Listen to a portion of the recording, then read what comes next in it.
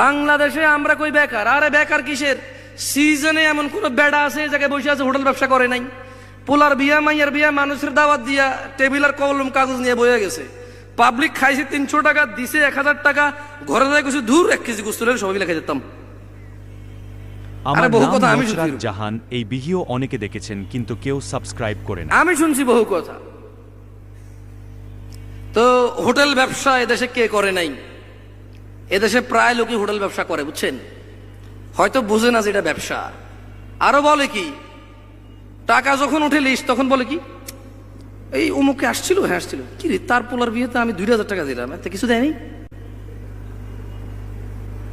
পরে মনে কষ্ট না, আর আধা ঘন্টা পরে বুঝে যে না, ওনার ছেলে আসছিল, ছেলের নামে উনি দিছে 5000 টাকা দিছে। ওহো আচ্ছা আচ্ছা, ওনার নাম লেখে নাই।